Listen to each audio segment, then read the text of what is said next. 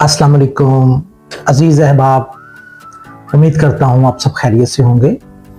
इल्मी गपशप में आज हम आप लोगों के सामने एक खुशखबरी लाए हैं और ये खुशखबरी उन लोगों के लिए जिन्होंने बीए किया हुआ है या फिर उन लोगों के लिए जिन्होंने मास्टर्स की डिग्री मुकम्मल कर ली है। अब ये मास्टर्स की डिग्री मुकम्मल की हो या साथ में उन्होंने बीएस मुकम्मल कर ली हो, यानी 16 ईयर एजुकेशन या 14 ईयर एजुकेशन, बीए हो या एमए या जैसे एडीपी की डिग्री जिन बच्चों ने मुकम्मल कर ली हो 14 ईयर एजुकेशन, लेकिन उनका बीएड होना ज़रूरी है। तो उनके लिए खुशखबरी है जनाब, 700 सीट्स आई हैं आपके लिए। इतनी 700 सीट्स। अब ये जो 700 सीट्स आई हैं ये टीचिंग की जॉब्स हैं। आपको पता ही है कि इधर सिंध में तो सीटें आती रहती हैं, केपीके में भी कुछ सीटें हैं, लेकिन पंजाब बेचारा तो बड़े एक लंबे अरसे से ना इस टीचिंग की जॉब से ना महरूम चला आ रहा है। लेकिन अभी फेडरल ने कुछ हमें सीटें दे दी हैं। ये ज़ाहिर है फेडरल गवर्नमेंट के ज़ेर निगरानी एक डिपार्टमेंट चल रहा है, फेडरल एजुकेशन इंस्टीट्यूट, ये फेडरल गवर्नमेंट एजुकेशनल इंस्टीट्यूट। तो इसके अंदर ये 700 सीटें आई हैं। इन 700 सीटों में दो कैटेगरी की सीटें हैं। एक तो है ना जर्नल।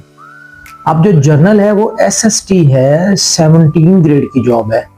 उसके लिए आपकी तालीम एमए या बीएस मुकम्मल होना चाहिए, साथ में बीएड होना चाहिए, और आपकी जो एज है वो 35 ईयर होनी चाहिए, 35 साल आपकी उम्र हो, साथ में आपने 16 ईयर एजुकेशन मुकम्मल की हो, साथ में आपका बीएड हो।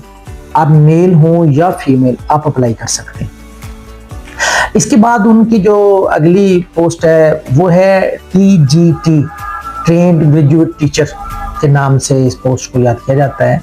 ये 16वें स्केल की जॉब है फेडरल के अंदर, और इस जॉब के लिए आपका बीए होना ज़रूरी है या एडीपी की डिग्री आपकी मुकम्मल हो, साथ में आपका बीएड हो, और एज आपकी 33 से ज़ायद ना हो, 33 साल से कम हो, तो आप वहां पर भी अप्लाई कर सकते हैं। ये अप्लाई करने की आखिरी तारीख 19 मई है।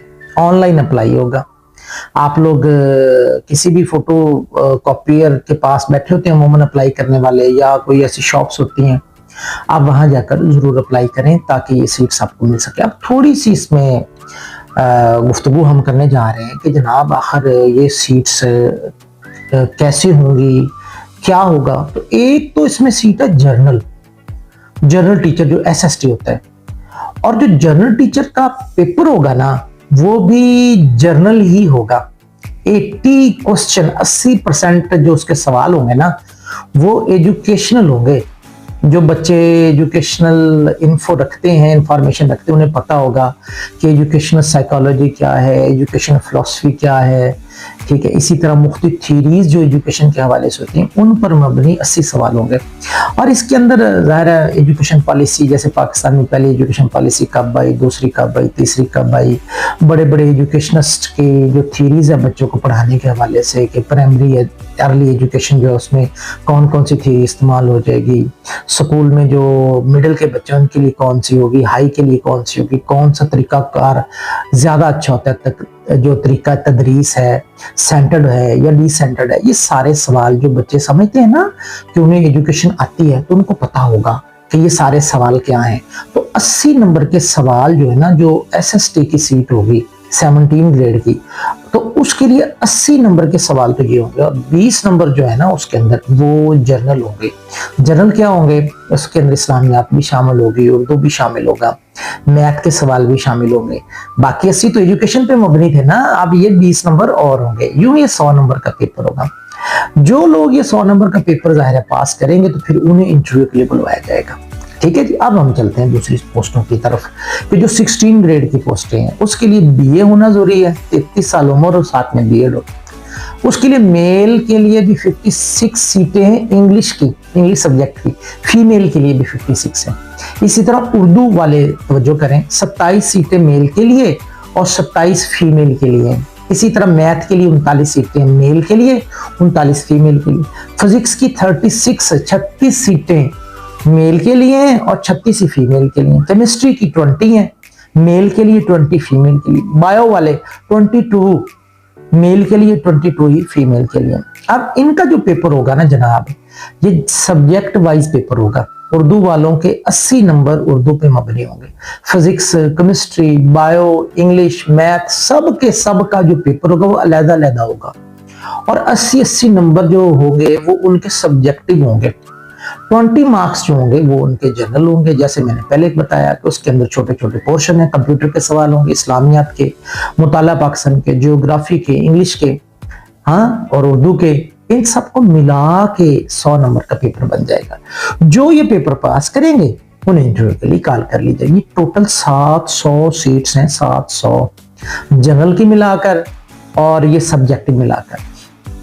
अब अगला सवाल आपके ज़हन में ये आ सकता है कि ये लोगों की नौकरी कहाँ होगी? तो भाई थ्रू आउट पाकिस्तान होगी। वैसे इन्होंने डिस्ट्रीब्यूशन भी कर दी है इश्तिहार के अंदर कि बता दिया है कि पंजाब का कोटा कितना है, सिंध का कितना है, KPK का कितना है, बलूचिस्तान का कितना है, सबका कोटा बता दिया है। और होता यही है कि जो करीब तरीन स्टेशन होते हैं ना, जैसे अगर कोई शख्स रहता है लाहौर में तो ज़ाहिर है लाहौर के अंदर उनकी पोस्टिंग करवा देंगे, पिंडी के करीब करवा देंगे, मुल्तान के करीब करवा देंगे, बहावलपुर के करीब करवा देंगे। तो फिर ये जो मेन शहरों से दूर है उनके लिए थोड़ा सा दूर हो जाएगा, जो मेन शहरों में रहते हैं तो उनके लिए ये आसानी हो जाएगी। अब अगला सवाल कि पेपर का जो सेंटर है वो कहाँ बनेगा? तो जनाब बड़े शहरों में बनेगा। कोयटा है, रावलपिंडी है, लाहौर है, मुल्तान है, बहावलपुर है, इन शहरों के अंदर वो अपने सेंटर रखेंगे। इसके बाद अगला सवाल कि इनकी जॉब जो है वो आम स्कूलों में होगी या कहीं और? नहीं जनाब, जो आर्मी के ज़ेरे निगरानी स्कूल है ना, जो कैंट के अंदर बने हुए हैं, कंटोनमेंट जो एरिया होता है उसके अंदर जो बने हुए होते हैं, तो वहां पर आपकी जॉब होगी और आप ज़ाहिर है आपको मौका मिलेगा पाक फौज के साथ मिलके काम करने का। इसके अलावा जो मेरे ख्याल में मोटी मोटी बातें तो सारी हो ही गई हैं। बहरहाल आप कोशिश करें कि इन पोस्टों पे अप्लाई करें और कुछ ना कुछ ले गुजरें ताकि आपका फ्यूचर भी कुछ अच्छा हो। हाँ, एक चीज़ बताने भूल गया कि ये कॉन्ट्रैक्ट है फॉर 1 ईयर।